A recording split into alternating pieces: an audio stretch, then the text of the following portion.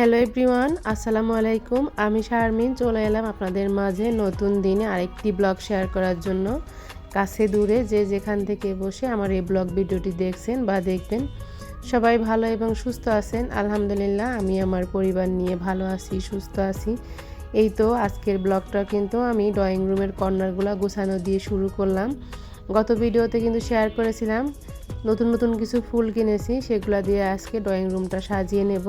আর মাঝে মাঝে কিন্তু এরকম চেঞ্জ করে সাজিয়ে গুছিয়ে নিলে দেখবেন যে আপনার নিজের যখন তাকিয়ে থাকবেন ওই জিনিসগুলোর দিকে, তখন কিন্তু আপনার মনটাও ভালো হয়ে যাবে, যে কিছুটা পরিবর্তন আসবে। মাঝে মাঝে আসলে পরিবর্তনের দরকার আছে, একঘেয়েমি জিনিস আসলে ভালো লাগে না। তো সেটা যে জিনিসই হোক, কম দামে হোক আর বেশি দামে হোক, আপনি যদি মাঝে মাঝে চেঞ্জ করে সাজিয়ে নিতে পারেন, তাহলে দেখবেন যে অনেক বেশি ভালো লাগা কাজ করবে আপনার নিজের মধ্যেও, আর ঘরটাকেও অনেক বেশি সুন্দর আর পরিপাটি লাগবে। তবে স্বাদ আর সামর্থ্য সবচেয়ে বড় একটা বিষয়। সবার কিন্তু স্বাদ থাকে, সামর্থ্য থাকে না। তো যাই হোক, এটা একটা বিষয়। তবে প্রত্যেকটা মানুষ তার স্বাদ এবং সামর্থ্যের মাঝখানে চলা উচিত। আমি যেটা মনে করি, একটা সময় কিন্তু মার্কেটে গেলে দেখা যেত যে নিজের জন্য জুতা, স্যান্ডেল, মানে পোশাক আশাক, সাজগোজের জিনিস, এই টাইপের জিনিস কিনতাম। এখন মনে হয় মার্কেটে গেলে ব্যাগে টাকা থাকলেই কোথায় কোনো ভালো জিনিস দেখলে, সেটা দেখা যায় ঘর বাড়ি সাজানোর জিনিস হোক বা কিচেনের কাজের জিনিস হোক, সেটা আমরা কিনে নিয়ে আসি। একটা সময় আপনি মেয়ে ছিলেন, সংসারের অনেক কিছু বুঝতেন না। এখন যখন বুঝতে পেরেছেন, তখন কিন্তু আপনার অনেকটা বয়স বেড়ে গেছে, আপনি মেয়ে থেকে কিন্তু একটা মহিলাতে পরিণত হয়ে গেছেন। আপনার মধ্যে যখন এই চেঞ্জগুলো আসবে, তখন আপনি নিজেই বুঝতে পারবেন যে সংসারের প্রতি কতটা ভালোবাসা, টান থেকে আপনি এই কাজগুলো করেন, যে নিজের পোশাক আশাক বা নিজের প্রয়োজনীয় জিনিস বাদ দিয়ে আপনি সংসারের জিনিস কিনছেন। একটা সংসার সাজানো গোছানো পরিপাটি কিন্তু একদিনে হয় না, একদিন, 2 দিন, 2, 4, 5 বছর কিন্তু হয় না। এখন যখন আপনি একটা সংসার শুরু করবেন, তখন কিন্তু সেদিন থেকে যদি আপনি সংসার গোছানো, কেনাকাটা শুরু করেন, দেখবেন যে আপনার সংসারের শেষ দিন পর্যন্ত মানে আপনার কেনাকাটা কিন্তু শেষ হবে না। আমরা যখন চোখে পড়ে নতুন জিনিস, তখন সেটা কিনি, আবার মনে হয় পুরান হলে, আবার যখন চোখে নতুন কিছু পড়ে তখন কিনে কিন্তু আবার সেটা দিয়ে সাজিয়ে নেই। তো এরকম কিন্তু যুগের পর যুগ চলতেই থাকবে, আর আমাদের মেয়েদের কেনাকাটাও কিন্তু শেষ হবে না। তো এরকম একটা ব্যাপার আর কি। এখন আমি দেখি, আমার কাছে মনে হয় আগে যেটা কিনেছিলাম সেটা এখন পুরাতন হয়ে গেছে, এখন নতুন কোনো কিছু দিয়ে সাজিয়ে নিলেই মনে হয় ভালো লাগবে। তো আমি আসলে চেষ্টা করি, যখনই বাহিরে যাই নতুন কিছু দেখলে তখন কিনে ফেলি। তো এভাবেই করে কিন্তু একটু একটু করে সাজিয়ে গুছিয়ে নিচ্ছি আমার যা আছে আমার সংসারে। সেটাও কিন্তু 1 দিন 2 দিনে হয়নি, অনেকটা সময় কিন্তু লেগে গেছে এই পর্যন্ত আসতে। তো এখানে এই যে ড্রয়িং রুমের কর্নারগুলা ফুল দিয়ে সাজিয়ে নিলাম, ল্যাম্পশেডের নিচগুলা। এখন এই যে আমার পাম গাছটা এর নিচে কিন্তু কয়েকটা পাতা মরে গেছে, তো সেগুলো এখন কেটে ফেলে দিলাম। আর অনেক বেশি ধুলা পড়েছে, সেগুলো একটু মুছে দিলাম।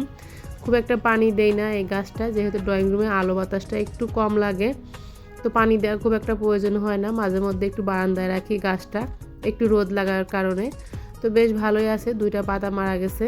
তো বেশ কিছু গাছ আমি আবার ছাদে রেখেছি, যেহেতু এখন শীতের দিন, রোদের পরিমাণটা একটু কম পায়, রোদ তো লাগার দরকার গাছে, এজন্য ছাদে রেখে এসেছিলাম কিছু গাছ। তো ঘরের মধ্যে থেকে গাছগুলো আর কি কমিয়ে ফেলেছি। তো সব কিছু মোটামুটি গুছিয়েছি, আর এখন আমি চলে এসেছি কিচেনে। তো কিচেনে এখন থালা বাসনগুলো ধুয়ে নিচ্ছি। তো গতকালকে আর কি আমার শ্বশুর শাশুড়ি বাড়ি থেকে এসেছে, আমার এখানে বর্তমানে আছে। আর এই ব্লগটা হচ্ছে আরও আগের ব্লগ, সেটা আমি আপনাদের সাথে শেয়ার করছি।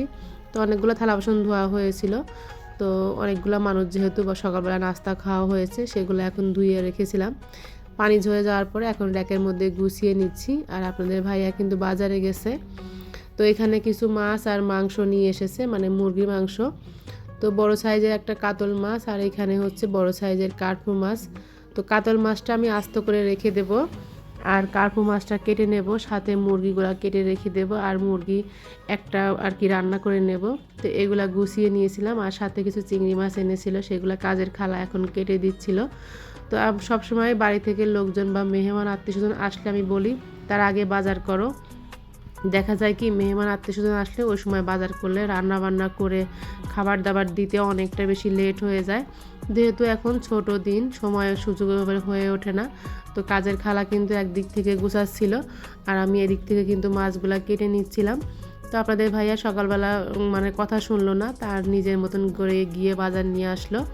তো এখন এখানে এই যে সব কিছু গুছিয়ে পরিষ্কার করে মানে মাছ টাছ কেটে ফ্রিজে উঠিয়ে রাখছি। আর গতদিন কিছু চালের গুঁড়া ভাঙানো হয়েছিল, আতপ চাল আর কি, সেগুলো ফ্রিজে রেখে দেব। তো ফ্রিজে মোটামুটি সবই ছিল, তারপরও বাজারে গিয়ে সে তার নিজের মতন করে বাজার নিয়ে আসলো। তো যেহেতু বাসায় মানুষজন থাকে, রান্না বান্না করতে অনেক বেশি দেরি হয়ে যায়। আর স্বাভাবিক শ্বশুর শাশুড়ি বাসায় থাকলে কীরকম একটা অবস্থা হয়, রান্না বান্না খাওয়া দাওয়া সবাই আসলে আমরা মেয়েরা বিশেষ করে এই জিনিসটা কিন্তু বুঝতে পারি।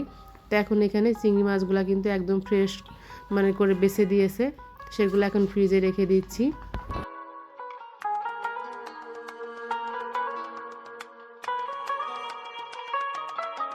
আর আজকে কথা বলতে বলতে কিন্তু আপনাদের কাছে সেই মূল্যবান লাইকটাই চাওয়া হয় নাই। প্লিজ যারা ভিডিওটি দেখা শুরু করেছেন, দেখা শুরুতে একটা লাইক দিবেন। অনেকেই না লাইক দিতে ভুলে যান বা ইচ্ছা করে অনেকেই দেন না।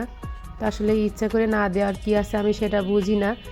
তো একটা লাইকে কি আপনাদের এমন বেশি ক্ষতি হয়ে যাবে? তো আপনাদের অনেকটা ক্ষতি হবে না, কিন্তু একটা লাইক আমার ভিডিওতে দিলে আমার একটু উপকার হবে, হয়তো আমার এই ভিডিওটা আরও 10 জনের কাছে পৌঁছে যাবে। তো সামান্য একটা লাইক দিতে অনেক বেশি কিপটামি করে আমার আপুরা ভাইয়ারা। তো প্লিজ এই কাজটা করবেন না। যে কারো ভিডিও সবসময় লাইক দিয়ে তারপরে দেখি। তো এইখানে এই যে মাছ মাংসের বাজারগুলো গুছিয়ে আসলাম। আর যারা আমার এই ভিডিওটি এখন পর্যন্ত দেখছেন, আমার চ্যানেলটা এখনও সাবস্ক্রাইব করেন নাই, প্লিজ তারা আমার চ্যানেলটি সাবস্ক্রাইব করবেন। আমার ভিডিওর মধ্যে যদি কোনো কথা বা কাজ আপনাদের কাছে একটু হলেও ভালো লাগে, তাহলে প্লিজ আমার চ্যানেলটা সাবস্ক্রাইব করে রাখবেন। আর সাবস্ক্রাইব করার পরে পাশে থাকা যে বেল বাটনটা আছে ওটার অল অপশনটা সিলেক্ট করে রাখবেন, নোটিফিকেশন আকারে চলে যাবে আপনাদের কাছে। আর আপনি চাইলেই যখন ইচ্ছা তখন আমার এই ভিডিওটি দেখে নিতে পারেন। তো এখন এখানে কাঁচা বাজারগুলো গুছিয়ে নিচ্ছি। আর আপনাদের ভাইয়া বাজারে গেলে 1 কেজি করে কাঁচামরিচ কিনে, মানে বাজারে গেলে 1 কেজি কাঁচামরিচের নিচে সে কিনবে না। যখন দেখা যায় অনেক বেশি দাম থাকে তখন আধা কেজি, যখন কম দাম থাকে তখন 1 কেজি। আমি অনেক সময় বলি এত কাঁচামরিচ কেন, আধা কেজি আনলেই তো হয়। সে বলে যে নিয়ে আসলাম সস্তা। তো সস্তা পেয়ে এরকম করে কাঁচামরিচ নিয়ে আসে মাঝে মাঝে। আর অনেকগুলো ধনেপাতা নিয়ে এসেছিল। সব কিছু এই যে কাজের খালা কিন্তু গুছিয়ে দিয়েছে। তো এখন সব কিছু ফ্রিজে রেখে দিয়ে রান্নাটা করে নেব। তো স্বাভাবিক দেখা যায় যে বাসায় আত্মীয়স্বজন মেহমান আসলে সকালের নাস্তা থেকে শুরু করে কিন্তু একটার পর একটা কাজ গুছাতে থাকি, তারপরে কিন্তু শেষ হয় না। তো দেখা যায় কি সকালের নাস্তার পরপরই কিন্তু মানে দুপুরের খাবারের আয়োজনটা করতে হয়। তো এখানে ভাত রান্না করে নিয়েছিলাম, তো আর সাথে একটা ভাজি করেছিলাম, এরপরে পোলাওটা রান্না করেছিলাম। আসলে এই পোলাওটা রান্না করার কোনো প্ল্যান ছিল না, তারপরে রান্না করলাম আর কি।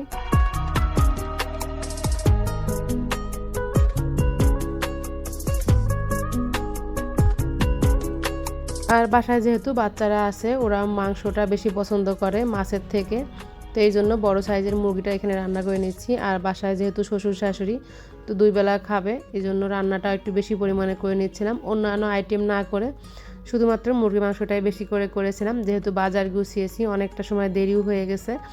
তো আমি ভাতটা রান্না করার পরে মাংসটা যখন হয়ে গিয়েছিল তখনই কিন্তু খাবার দিয়ে দিয়েছিলাম, কারণ পোলাওটা রান্না করতে একটু সময় লেগেছিল। অন্যান্য কাজ তো থাকে, সেগুলো তো আসলে সব সময় ক্যামেরাবন্দি করতে পারি না। তো দেখা যায় ক্যামেরাবন্দি করতে গেলে অনেকটা সময় লেগে যায়। তো এখানে যে একটা ভাজি করে নিচ্ছিলাম ভাত ডাল আর মাংস দিয়ে খাওয়ার জন্য আর কি। তো এটা করে তাদেরকে দুপুরে খাবার দিয়েছিলাম, আর পরবর্তীতে আর কি পোলাওটা রান্না করেছিলাম। তো দেখা যায় যে বাজার গুছিয়ে রান্না বান্না সারতে মেহমান যদি বাসায় থাকে সব মিলিয়ে আর কি হিমশিম খেয়ে যায়। আমি যেহেতু একা মানুষ, হয়তো হেল্পিং হ্যান্ড 2-1-3টা কাজ করে চলে যায়, আর বাকিটা তো আমাকেই করতে হয় সব মিলিয়ে আর কি। তো এই জন্য দেখা যায় যে ওইভাবে আর পেরে উঠি না, যতটুকু পারি আর কি চেষ্টা করি। তো এখানে মুরগির মধ্যে আর কি আলুটা দিয়ে এখন কষিয়ে নিচ্ছি, নতুন আলু দিয়ে।